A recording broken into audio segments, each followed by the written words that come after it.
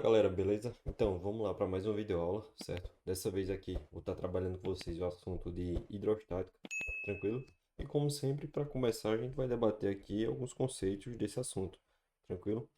A princípio, pessoal, uma das principais coisas que a gente vai ter, que a gente vai precisar levar em conta dentro da hidrostática, vai ser a questão que a pressão, vai descobrir que a pressão é igual à força sobre a área, certo? E a partir disso, a gente vem aqui para o princípio de Pascal. Então, vou botar aqui P de Pascal, certo?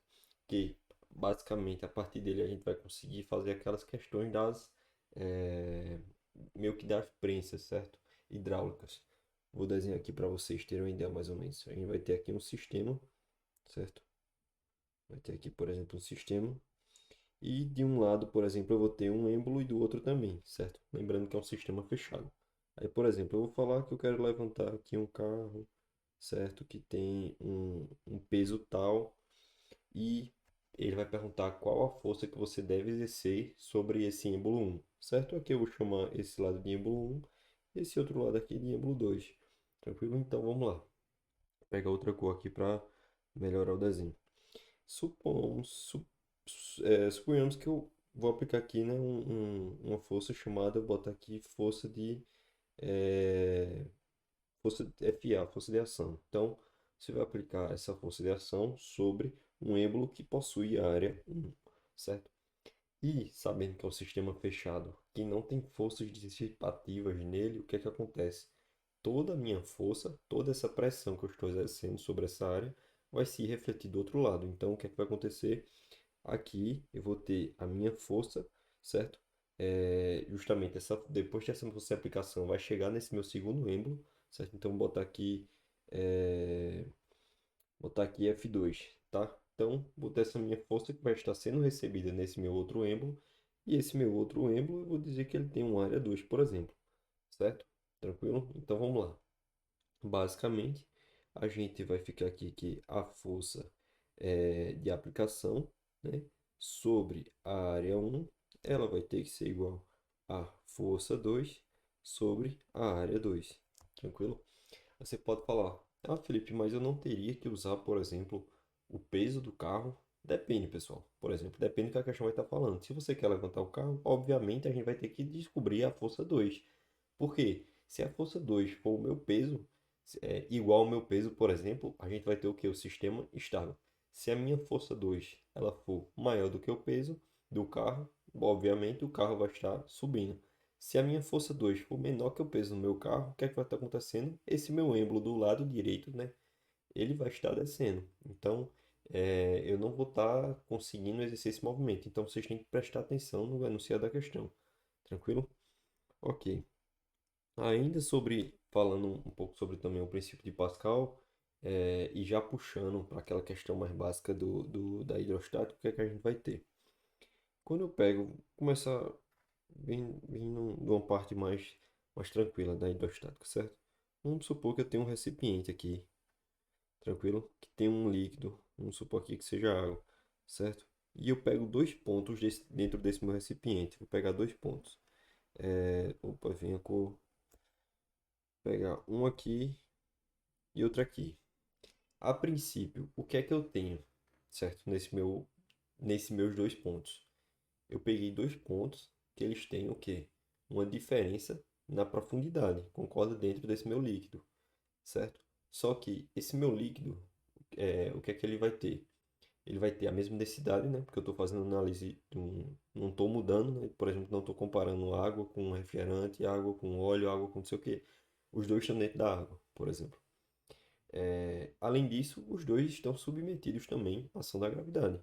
E a única coisa que eu vou estar, né, é, mudando aqui vai ser o que? A altura, certo? A altura. Então, vou botar aqui ΔH, certo? Portanto, como a gente pega lá a fórmula da pressão, que é a densidade vezes a gravidade vezes a altura, certo? Isso para um líquido, né? Se eu quero saber a diferença de pressão, né? Vai ser a densidade vezes a gravidade vezes a diferença da altura, certo? Aí a gente vai obter obviamente, a diferença de pressão entre esses dois pontos. Isso é uma análise bem básica. Tranquilo, pessoal? E também aqui, por exemplo, quando eu falo de vasos comunicantes, até colocar aqui vasos comunicantes,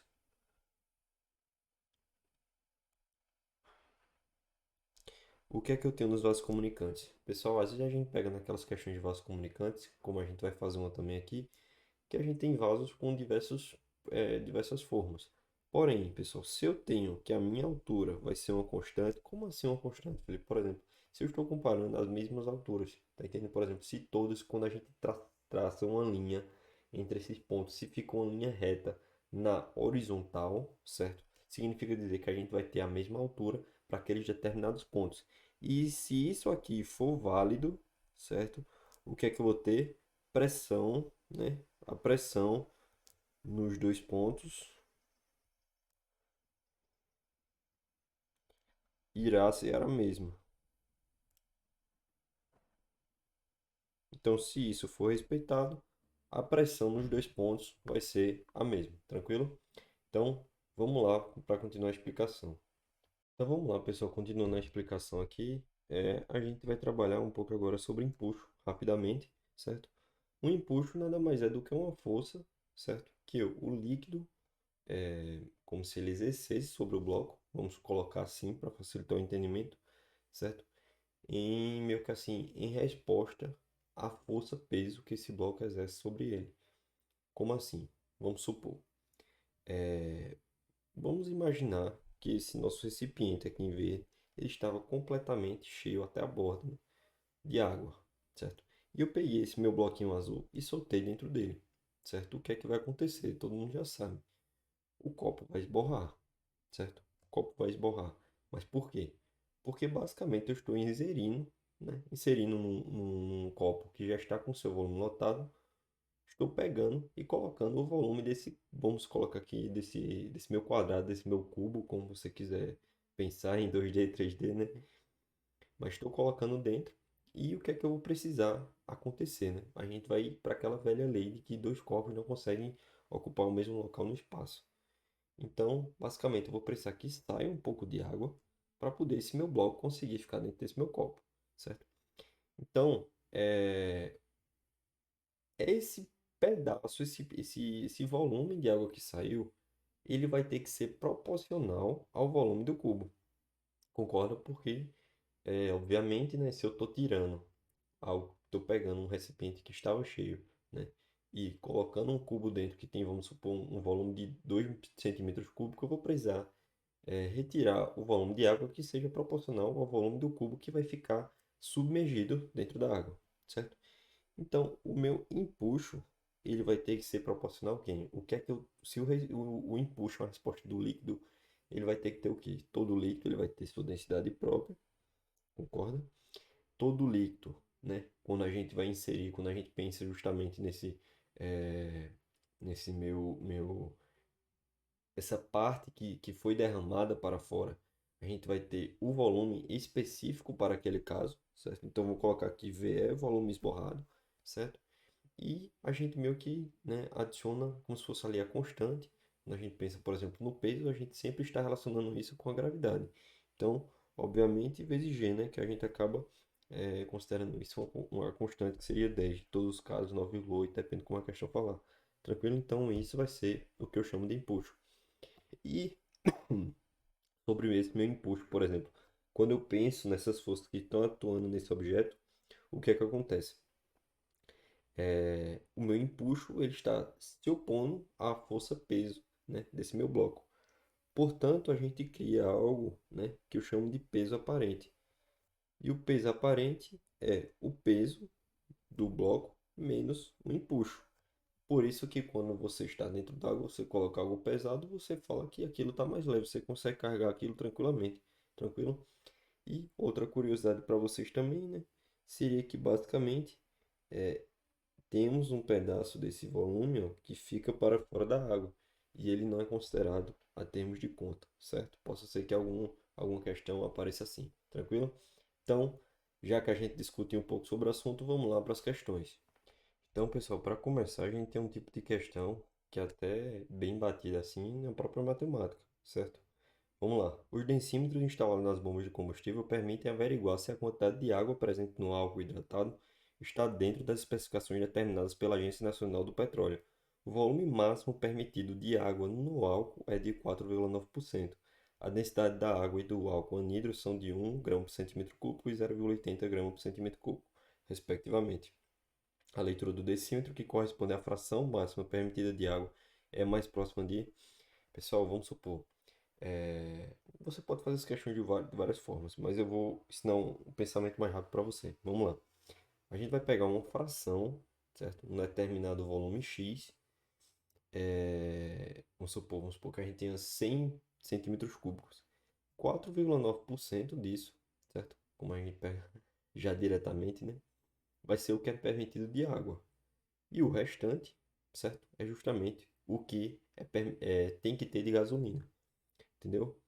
É, que seria no caso aqui que ele fala que é do álcool, ele não está falando da gasolina. Mas, basicamente, o que é que acontece? Perceba que a gente está pegando uma fração, né, uma porcentagem do meu total, e depois eu estou pegando uma porcentagem do meu total. Então, eu fico com dois pesos, né? Eu tenho um peso para a água e um peso para o álcool. Quando eu penso em peso, na matemática eu já falo de média ponderada. Então vamos lá, para você fazer a densidade resultante, basicamente você vai precisar pegar 4,9%, certo? Esse meu número você pode, obviamente, comparar com a constante do volume que você selecionar. Por exemplo, eu podia fazer 4,9% de 100 centímetros cúbicos. Mas você não precisa fazer isso porque futuramente você vai ter que cortar. Então, nesse tipo de questão, você simplesmente pode logo comparar com a densidade. 4,9% vezes 1 mais o que faltou, né? No caso aqui, os meus 95,1%, né? Que seria 1 menos o que seria 100% menos o 4,9%, vezes a densidade do álcool, sobre a soma, né, aqui dos meus pesos. Então, seria sobre 1,8. Fazendo essas contas, você iria encontrar 0,81 gramas por centímetro cúbico, que é justamente a média meio que ponderada desse meu carro, entendeu? Então vocês vão ver que tem algumas questões na lista é, sobre isso, né? Sobre uma porcentagem determinada, seja de gasolina, seja de alguma mistura que o rapaz decidiu fazer na questão, mas que você pode resolver dessa mesma maneira, mais prática, tranquilo, sem ter que colocar um volume, um determinado volume a termos comparativos. Tranquilo? Então, vamos lá para a segunda questão. Então vamos lá, pessoal, questão número 2. Questão número 2 é basicamente uma aplicação daquilo que eu falei para vocês sobre os vasos comunicantes.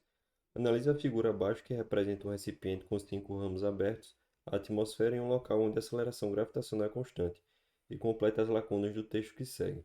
As linhas tracejadas, assim como o fundo do recipiente, são horizontais. Considerando que o recipiente está em equilíbrio mecânico e contém um fluido de massa específica constante, afirma-se que a pressão exercida pelo fluido no ponto tananã é, né, aí você vai falar se ela é maior, menor, igual, o que é que vai ser? Pressão exercida pelo fluido no ponto tal. Tranquilo? Então, basicamente você olha logo para os pontos. Lembre que eu falei que os pontos, quando você traceja uma linha horizontal, se eles estiverem sobre essa mesma linha horizontal, eles vão ter a mesma pressão.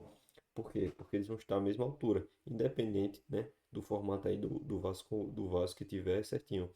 Então, por exemplo, a pressão do meu ponto A vai ser igual à pressão do meu ponto B, que é igual à pressão do meu ponto C. E a pressão no meu ponto D é igual à pressão no meu ponto E, que é igual à pressão no meu ponto F.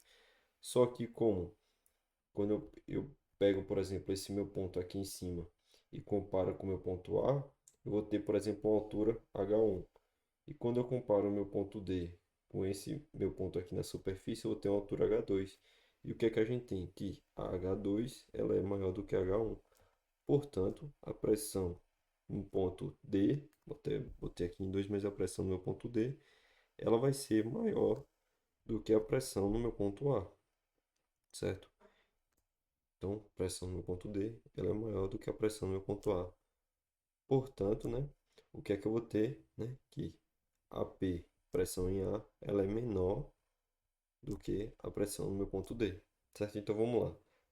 Pressão no fluido no ponto A é menor que a pressão no meu ponto D. Assim, a gente já encontra né, de cara a alternativa. Por que não pode ser a B, por exemplo? Ponto A é menor do que a pressão do ponto C? Não, porque está sobre a mesma horizontal. Ponto B é igual ao ponto E? Não, né? Eles estão em horizontais diferentes. E como um E tem uma altura maior, né? Porque ela está na mesma horizontal que D, então a pressão do ponto E é maior. Ponto D menor do que o ponto F. Então, D e F na mesma horizontal, a mesma pressão. E ponto D igual ao ponto C. Não, né? D está mais fundo, então D tem a pressão maior do que a C. Então, por isso que é a alternativa letra A, tranquilo? Então, vamos lá para a próxima questão. Então vamos lá, galera, para a questão número 3. Um tronco de cone tem os raios da base iguais a Rzinho e Rzão, tal que Rzão é igual a 2Rzinho. A pressão que o tronco de cone exerce em uma superfície horizontal quando é apoiado na base de Rzinho é P. Quando esse mesmo tronco de cone é apoiado sobre a base de raio Rzão, a pressão exercida por ele sobre a mesma superfície é de... Então vamos lá. Na explicação eu falei para vocês que a pressão ela é igual à força sobre a área, certo? Portanto, considerando que a gente vai ter o mesmo peso, né, para esse sistema de tronco de cone, a gente não muda o tronco, né? A gente muda só a base sobre a qual ele vai ficar apoiado. Então, a força, ela vai passar a ser uma constante. Então, se a força vai passar a ser uma constante, a gente vai isolar ela e vai obter que a força vai ser igual à pressão vezes a área. Agora a gente consegue comparar a pressão com a área. Então, se eu aumento a minha área, o que é que acontece? A minha pressão diminui, certo? Portanto, o que é que eu tenho? Que a minha área de raio Rzinho, ela é menor do que a minha área de raio Rzão, certo?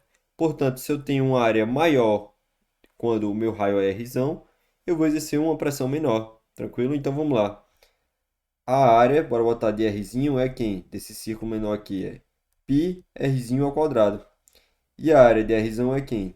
Π Rzão ao quadrado. Só que Rzão ao quadrado, Rzão é 2R, então vai ser π, que onde tem Rzão eu vou colocar 2R.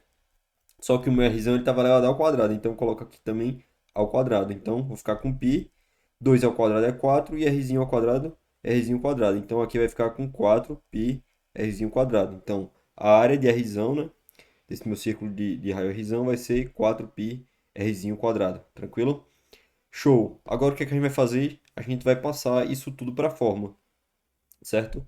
Portanto, a força vai ser, né? Aqui a gente tratando, obviamente, da primeira situação, ou seja, de Rzinho, quando o raio for Rzinho, vai ter força, vai ser igual à pressão. A pressão ele disse que a pressão era P, eu vou colocar P1 só para ficar melhor da gente diferenciar. E a área vai ser π Rzinho quadrado. Tranquilo? Show! Opa, caneta eu vou. Já no nosso segundo caso, vou até puxar aqui do lado mesmo, nosso segundo caso, quando a gente vai analisando com relação à área de Rzão, certo? Então vai ser a força, que é a mesma, como eu falei para vocês, o tronco de cone sendo analisado é o mesmo, portanto, o peso dele vai ser o mesmo, certo? Vai ser igual a pressão, no caso com essa área dada pelo raio Rzão, então vou chamar de P2, vezes a área que a gente achou que é 4πrzinho quadrado. 4πrzinho quadrado, tranquilo? Como as forças são iguais, como eu falei, é só igualar. Então, igualo esse cara aqui com esse cara. Então, vou ficar com P1 vezes π rzinho quadrado é igual a P2 vezes 4π rzinho quadrado. Show? Agora, quem é que ele quer obter? Ele quer saber quanto vale P2. Por que P2, Felipe? Porque perceba que a resposta está em função de P. Opa, deixa eu voltar aqui. A resposta está em função de P. E se está em função de P, o que é que acontece? Significa dizer que ele está sendo relacionado aqui com a nossa primeira situação, né? Quando a área era dada com relação ao raio Rzinho. Então, a gente vai isolar aqui o P2. Portanto, meu P2 vai ser igual a P1 vezes π Rzinho quadrado sobre 4π Rzinho quadrado. Então, corta aqui, ó, π Rzinho quadrado com π Rzinho quadrado vai embora. Então, fica aqui que P2 é igual a P1 sobre 4. Portanto, obtemos assim o gabarito letra A. Tranquilo? Vale 1/4. E já era de se imaginar que a gente podia cancelar algumas alternativas, né? Como a área iria aumentar, então a pressão iria diminuir. Então já eliminaria aqui a letra B, a letra C, porque a letra C é a mesma pressão quando a gente tem o raio Rzinho, né? e a letra D que ficou maior também. Então só poderia ser ou letra A ou letra E, tranquilo? É isso aí, pessoal. Vamos lá para a próxima questão. Então vamos lá, pessoal, para a questão número 4. Observe na figura a seguir a representação de uma prensa hidráulica, na qual as forças F1 e F2 atuam respectivamente sobre os êmbolos dos cilindros 1 e 2. Admita que os cilindros estejam totalmente preenchidos por um líquido. O volume do cilindro 2 é igual a 4 vezes o volume do cilindro 1, cuja altura é o triplo da altura do cilindro 2. A razão F2 sobre F1 entre as intensidades das forças quando o sistema está em equilíbrio corresponde. Então vamos lá, sistema em equilíbrio, vamos ter a pressão de um lado igual à pressão do outro, né?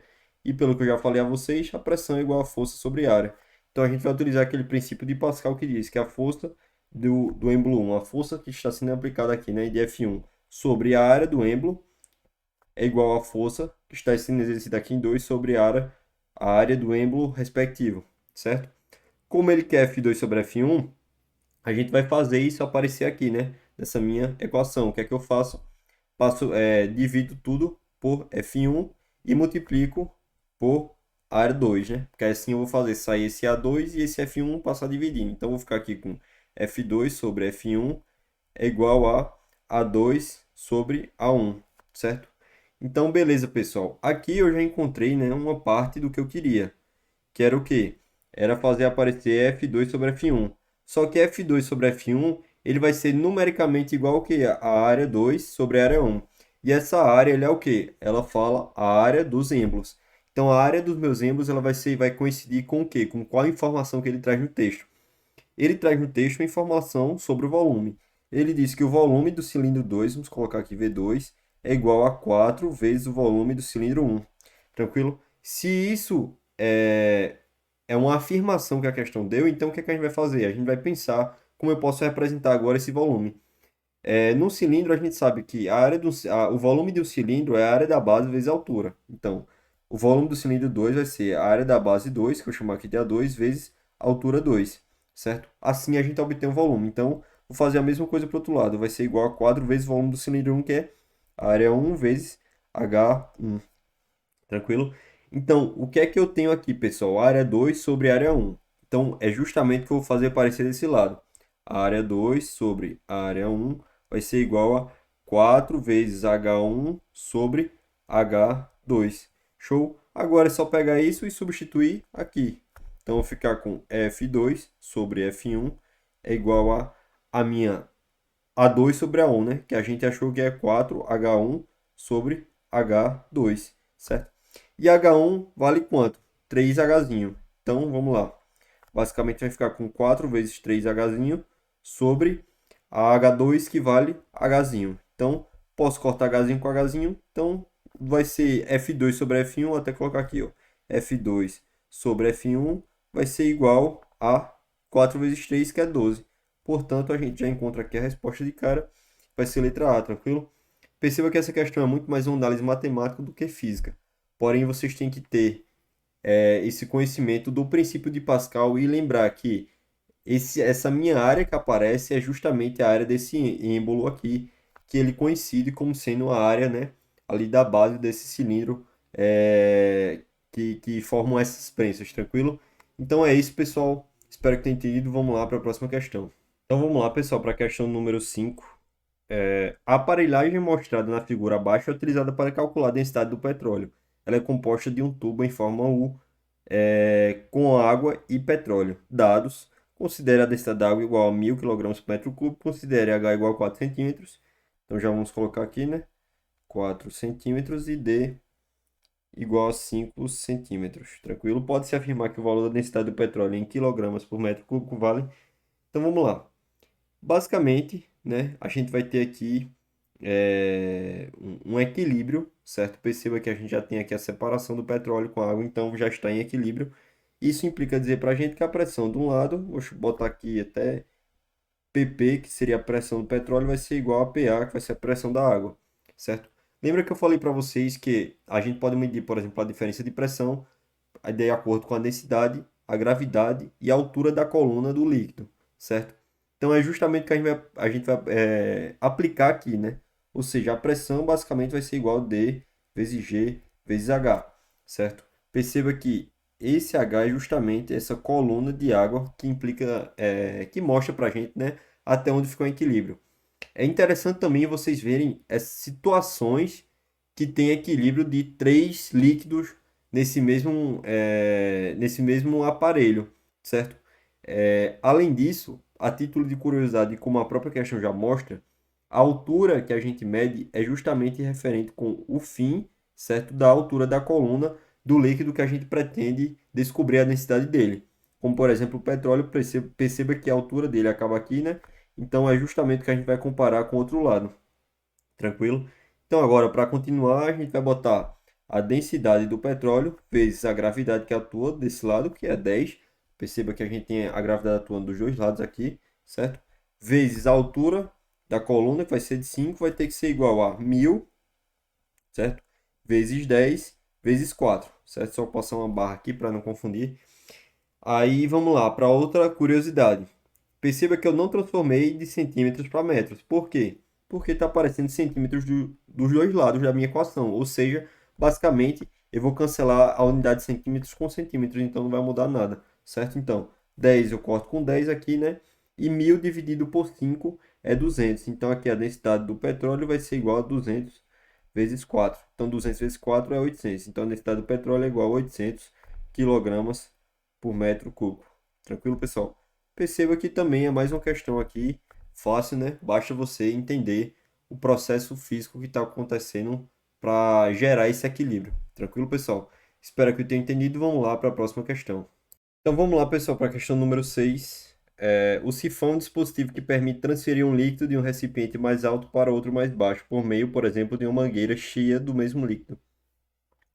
Na figura que representa esquematicamente um sifão utilizado para transferir água de um recipiente sobre uma mesa para outro no piso R, para outro no piso, R é um registro que, quando fechado, impede o movimento da água. Quando o registro é aberto, a diferença de pressão entre os pontos A e B provoca o escoamento da água para os recipientes de baixo.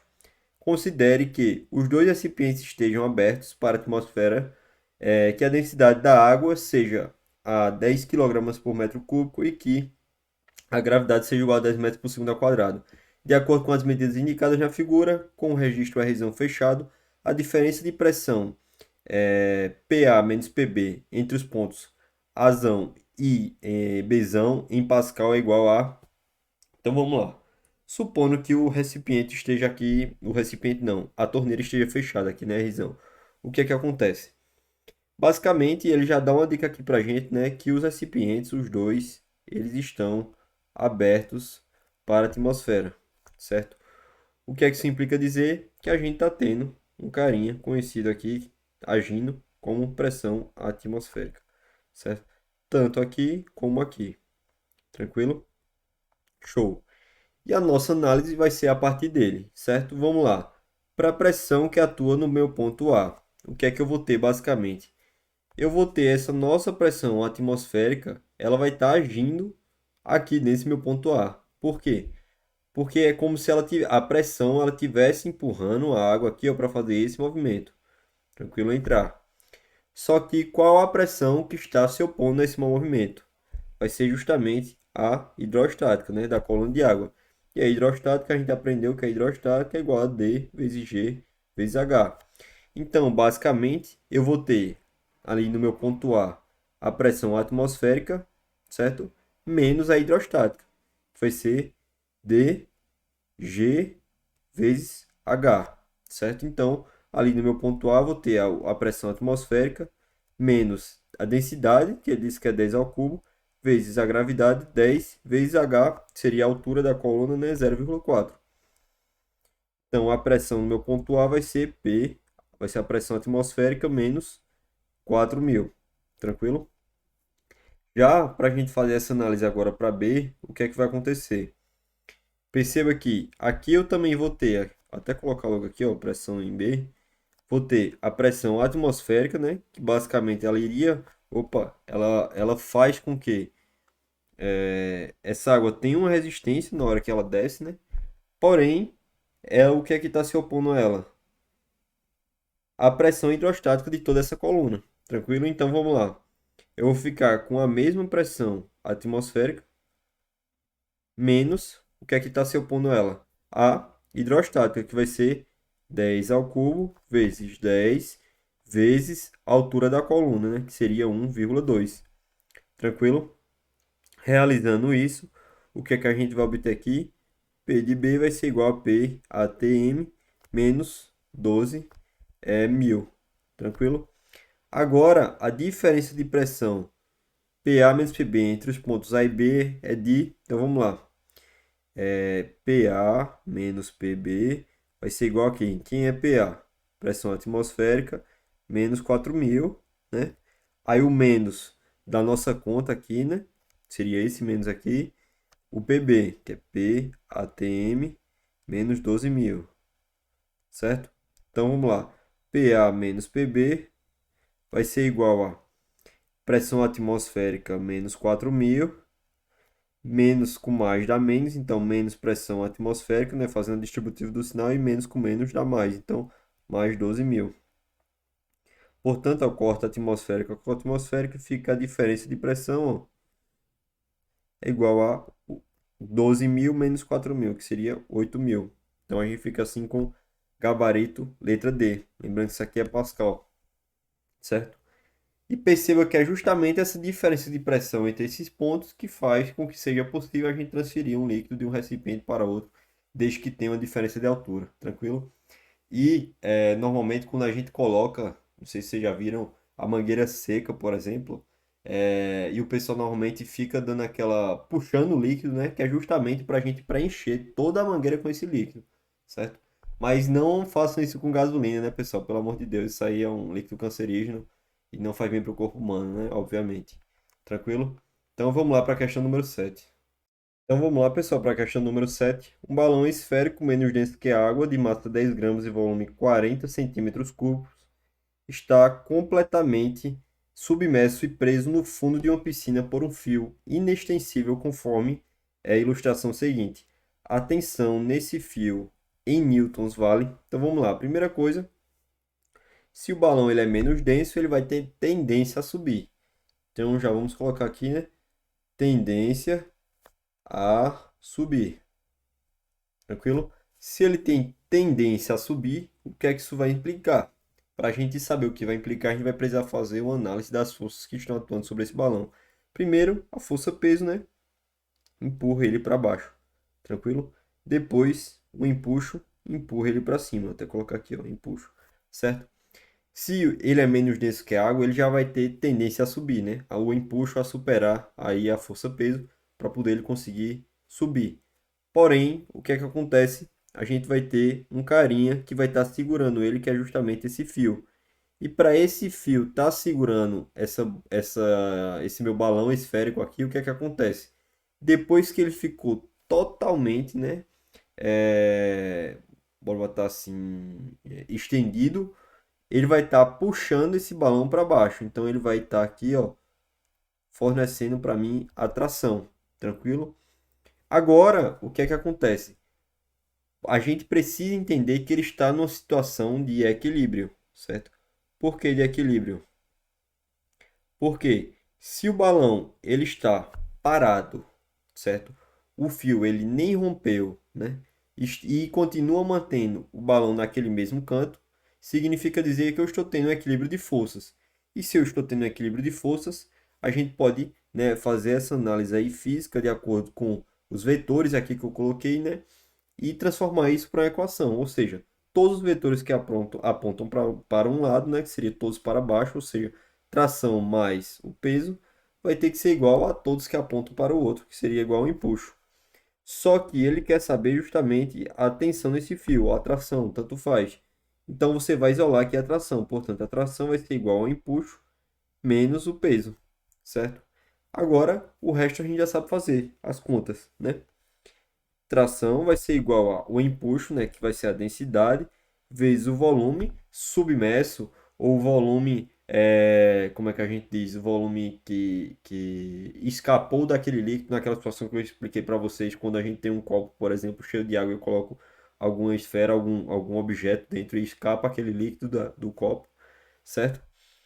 vezes a gravidade menos a massa vezes a gravidade, certo? Tração vai ser igual a quem? A densidade. Ele não deu, mas a densidade da água, né, é 10 ao cubo, certo? O volume ele deu, que é de 40 centímetros cúbicos, é justamente o volume submerso que foi completo, né? O volume total. Então, a gente usa ele. Só que ele está em centímetros cúbicos. A gente sabe que a unidade internacional é em metros cúbicos, certo? Então, vou colocar aqui o decímetros cúbicos, centímetros cúbicos. Para eu sair de centímetro cúbico para decímetro cúbico, eu volto 3 vezes, certo? Vou até colocar aqui, ó. Volto 3 vezes, ou seja, multiplico, né, por 10 a menos 3 ou divido por 1000, como vocês preferirem, tranquilo? E a mesma coisa para eu sair de decímetro cúbico aqui para metro cúbico. Multiplico por 10 a menos 3 ou divido por 1000 novamente, certo? Então, finalizando, é basicamente como se a gente dividisse, ou como se a gente multiplicasse por 10 a menos 6, tranquilo? Então, vou botar aqui, ó, vezes 40, né, vezes 10 a menos 6, vezes a gravidade, que é 10.